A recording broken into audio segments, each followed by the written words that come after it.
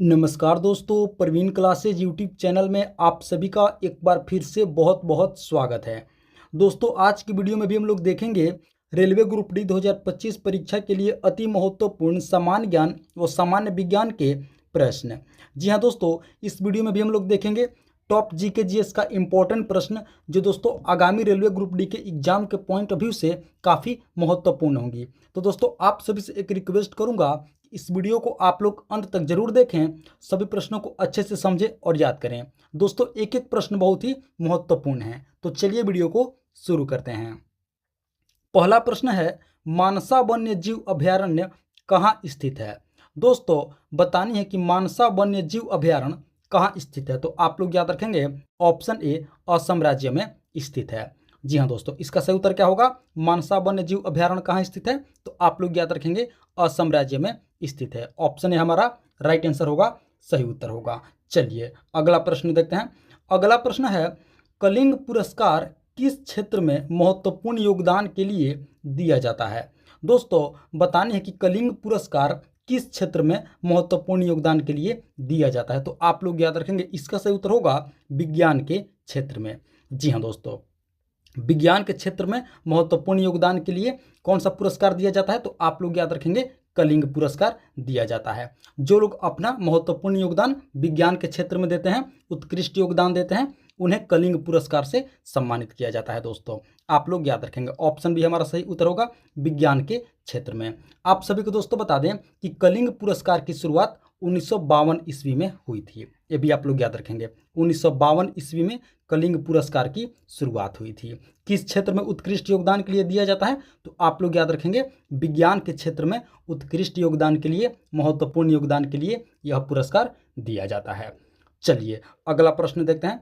अगला प्रश्न है, शुद्ध पानी किस प्रकार का विद्युतीय चालक है?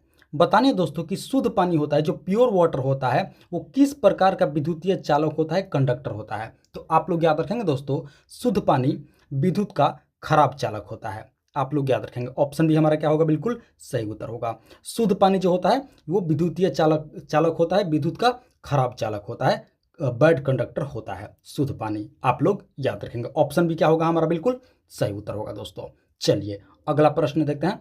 अगला प्रश्न है, 4 अंतर्राष्ट्रीय हवाई अड्डे वाला देश का पहला राज्य कौन सा है? दोस्तों, बतानी है कि 4 अंतर्राष्ट्रीय हवाई अड्डे वाला, यानी कि 4 इंटरनेशनल एयरपोर्ट वाला देश का पहला राज्य कौन सा है। तो आप लोग याद रखेंगे दोस्तों, 4 अंतर्राष्ट्रीय हवाई अड्डे वाला देश का पहला राज्य आप लोग याद रखेंगे केरल है। जी हाँ दोस्तों, ऑप्शन डी हमारा क्या होगा, बिल्कुल सही उत्तर होगा। 4 अंतर्राष्ट्रीय हवाई अड्डे वाला देश का पहला राज्य आप लोग याद रखेंगे केरल। केरल राज्य में दोस्तों 4 अंतर्राष्ट्रीय हवाई अड्डे हैं। ऑप्शन डी हमारा क्या होगा, बिल्कुल सही उत्तर होगा। चलिए अगले प्रश्न की ओर बढ़ते हैं। अगला प्रश्न है, राज तरंगिणी पुस्तक के लेखक कौन है? दोस्तों, बतानी है कि राज तरंगिणी पुस्तक के लेखक कौन है। तो आप लोग याद रखेंगे ऑप्शन ए कल्हड़। जी हाँ दोस्तों, ऑप्शन ए हमारा बिल्कुल सही उत्तर होगा। राज तरंगिणी पुस्तक के लेखक कौन है? तो आप लोग याद रखेंगे कल्हड़। चलिए अगले प्रश्न की ओर बढ़ते हैं। अगला प्रश्न है, पीसो निम्नलिखित में से किस देश की मुद्रा है? दोस्तों, बतानी है कि पीसो इनमें से किस देश की मुद्रा है। तो आप लोग याद रखेंगे इसका सही उत्तर होगा क्यूबा की। जी हाँ दोस्तों, क्यूबा की करेंसी को क्या कहते हैं? तो आप लोग याद रखेंगे पीसो। ऑप्शन है हमारा बिल्कुल सही उत्तर होगा, क्यूबा देश की मुद्रा है पीसो। चलिए अगला प्रश्न देखते हैं। अगला प्रश्न है, भारतीय राष्ट्रीय पंचांग किस सनबत पर आधारित है? दोस्तों, बतानी है कि भारतीय राष्ट्रीय पंचांग किस सनबत पर आधारित है। तो आप लोग याद रखेंगे इसका सही उत्तर होगा शक सनबत पर आधारित है। ऑप्शन भी हमारा बिल्कुल सही उत्तर होगा। भारतीय राष्ट्रीय पंचांग किस सनबत पर आधारित है? तो आप लोग याद रखेंगे शक सनबत पर आधारित है। ऑप्शन बी राइट आंसर होगा, सही उत्तर होगा। चलिए अगला प्रश्न देखते हैं। अगला प्रश्न है, पुलिकट झील किस राज्य में स्थित है? दोस्तों, बतानी है कि पुलिकट झील किस राज्य में स्थित है। तो आप लोग याद रखेंगे ऑप्शन ए तमिलनाडु में स्थित है। जी हाँ दोस्तों, पुलिकट झील किस राज्य में स्थित है? तो आप लोग याद रखेंगे ऑप्शन ए तमिलनाडु। चलिए अगला प्रश्न देखते हैं दोस्तों। अगला प्रश्न है, प्रकृति में पाया जाने वाला सबसे कठोर पदार्थ कौन सा है? दोस्तों बतानी है कि प्रकृति में पाया जाने वाला सबसे कठोर पदार्थ कौन सा है। तो आप लोग याद रखेंगे दोस्तों, प्रकृति में पाया जाने वाला सबसे कठोर पदार्थ है हीरा। ऑप्शन बी हमारा क्या होगा, बिल्कुल सही उत्तर होगा। प्रकृति में पाया जाने वाला सबसे कठोर पदार्थ, तो आप लोग याद रखेंगे हीरा। ऑप्शन बी हमारा बिल्कुल सही उत्तर होगा। चलिए अगला प्रश्न देखते हैं। अगला प्रश्न है, टमाटर का रंग लाल क्यों होता है। दोस्तों बतानी है कि टमाटर का रंग लाल क्यों होता है। तो आप लोग याद रखेंगे दोस्तों, ऑप्शन डी लाइकोपिन के कारण। जी हाँ दोस्तों, टमाटर का रंग लाल क्यों होता है, तो आप लोग याद रखेंगे लाइकोपिन के कारण। ऑप्शन डी हमारा बिल्कुल सही उत्तर होगा दोस्तों। चलिए अगला प्रश्न देखते हैं। अगला प्रश्न है, जीएसएलवी का पूर्ण रूप क्या होता है। दोस्तों बतानी है कि जीएसएलवी का पूर्ण रूप क्या होगा। तो आप लोग याद रखेंगे दोस्तों, जीएसएलवी का पूर्ण रूप होता है जियो सिंक्रोनस सैटेलाइट लॉन्च व्हीकल। यानी कि ऑप्शन हमारा क्या होगा, बिल्कुल सही उत्तर होगा। Geosynchronous satellite launch vehicle GSLV का पूर्ण रूप होता है। आप सभी को दोस्तों बता दें, इससे रिलेटेड एक और होता है जिसे पीएसएलवी कहा जाता है। तो इसका भी फुल फॉर्म आप लोग याद रखेंगे, पूर्ण रूप आप लोग याद रखेंगे polar satellite launch vehicle. GSLV से आप लोग याद रखेंगे जियो सिंक्रोनस सैटेलाइट लॉन्च व्हीकल, और पीएसएलवी से आप लोग याद रखेंगे पोलर सैटेलाइट लॉन्च व्हीकल। ये दोनों दोस्तों इसरो द्वारा विकसित क्या है, उपग्रह प्रक्षेपण यान है। आप लोग याद रखेंगे दोनों उपग्रह प्रक्षेपण यान है जिसे इसरो ने डेवलप किया है। आप लोग याद रखेंगे दोनों का फुल फॉर्म आप लोग अच्छे से याद रखेंगे, पूर्ण रूप आप लोग अच्छे से याद रखेंगे दोस्तों। ये रेलवे में बहुत बार पूछा गया प्रश्न है, रिपीट किया हुआ प्रश्न है। इस प्रश्न को आप लोग स्टार मार्क भी कर लेंगे। चलिए अगला प्रश्न देखते हैं। अगला प्रश्न है, कार्बन का सर्वाधिक कठोर अपरूप होता है। दोस्तों बतानी है कि कार्बन का सबसे अधिक कठोर रूप कौन सा होता है। तो आप लोग याद रखेंगे दोस्तों, इसका सही उत्तर होगा ऑप्शन बी हीरा। जी हाँ दोस्तों, कार्बन का सबसे अधिक कठोर रूप कौन सा होता है, तो आप लोग याद रखेंगे हीरा होता है। और दोस्तों अभी हमने इसी वीडियो में पढ़ा कि दोस्तों प्रकृति में सबसे पाया जाने वाला कठोर पदार्थ भी हीरा ही होता है। आप लोग याद रखेंगे, तो इसका भी हमारा सही उत्तर क्या होगा, ऑप्शन बी हीरा। चलिए अगले प्रश्न की ओर बढ़ते हैं। अगला प्रश्न है, भारत में राष्ट्रीय आपातकाल किसके शासन में लगाया गया था। दोस्तों बतानी है कि भारत में राष्ट्रीय आपातकाल यानी कि नेशनल इमरजेंसी किसके शासनकाल में लगाया गया था। तो आप लोग याद रखेंगे दोस्तों, इंदिरा गांधी के शासनकाल में लगाया गया था 2 बार। ये भी आप लोग याद रखेंगे, भारत में राष्ट्रीय आपातकाल इंदिरा गांधी के शासनकाल में लगाया गया था 2 बार, जब इंदिरा गांधी देश के प्रधानमंत्री थी। आप सभी को दोस्तों बता दें कि प्रथम जब लगाया गया था, पहली बार जब लगाया गया था, तो वो 3 दिसंबर 1971 को लगाया गया था। आप लोग याद रखेंगे प्रथम बार कब, तो 3 दिसंबर 1971 ईस्वी को पहली बार देश में राष्ट्रीय आपातकाल लगाया गया था। और दोस्तों दूसरी बार भी आप लोग याद रखेंगे, दूसरी बार लगाया गया था, आप लोग याद रखेंगे 25 जून 1975 को। दूसरी बार कब लगाया गया था, तो आप लोग याद रखेंगे 25 जून 1975 को दूसरी बार दोस्तों देश में राष्ट्रीय आपातकाल लगाया गया था। किनके शासनकाल में, तो इंदिरा गांधी के शासनकाल में। कितनी बार, तो 2 बार। राष्ट्रीय आपातकाल यानी कि दोस्तों नेशनल इमरजेंसी को सत्ता का दुरुपयोग माना जाता है। क्या माना जाता है, सत्ता का दुरुपयोग माना जाता है। आप सभी को दोस्तों बता दें कि राष्ट्रीय आपातकाल का उल्लेख भारतीय संविधान के अनुच्छेद 352 में किया गया है। ये भी आप लोग याद रखेंगे, आर्टिकल 352 में नेशनल इमरजेंसी का उल्लेख किया गया है हमारे संविधान में, अनुच्छेद 352 में, और इसे सत्ता का दुरुपयोग माना जाता है। आप लोग यह भी याद रखेंगे। तो चलिए दोस्तों अब अगले प्रश्न की ओर बढ़ते हैं। दोस्तों अगले प्रश्न से पहले आप सभी से एक रिक्वेस्ट करूंगा कि अभी तक आप लोग इस वीडियो को लाइक नहीं किए हैं तो इस वीडियो को एक लाइक कर देंगे। साथ ही साथ प्रवीण क्लासेज यूट्यूब चैनल पर आप लोग पहली बार विजिट किए हैं तो दोस्तों इस चैनल को भी आप लोग जरूर सब्सक्राइब कर लेंगे, इसी तरह का महत्वपूर्ण प्रश्नावली वीडियो प्रतिदिन देखने के लिए। और वीडियो को आप लोग एक लाइक जरूर करेंगे और कमेंट में अपना सजेशन हमें जरूर देंगे कि दोस्तों प्रश्न का लेवल कैसा है, प्रश्न कैसा है, आप लोगों को वीडियो कैसा लगा, आप लोग हमें कमेंट करके जरूर बताएंगे। तो चलिए अब अगला प्रश्न देखते हैं। अगला प्रश्न है, कालबेलिया किस राज्य का एक लोकप्रिय नृत्य है। दोस्तों बतानी है कि कालबेलिया किस राज्य का एक लोकप्रिय नृत्य है? तो आप लोग याद रखेंगे दोस्तों ऑप्शन बी राजस्थान। जी हाँ दोस्तों, कालबेलिया किस राज्य का एक लोकप्रिय नृत्य है? तो आप लोग याद रखेंगे ऑप्शन बी राजस्थान राज्य का एक लोकप्रिय नृत्य है। चलिए अगला प्रश्न देखते हैं। अगला प्रश्न है प्रकाश तीव्र गति से यात्रा करता है।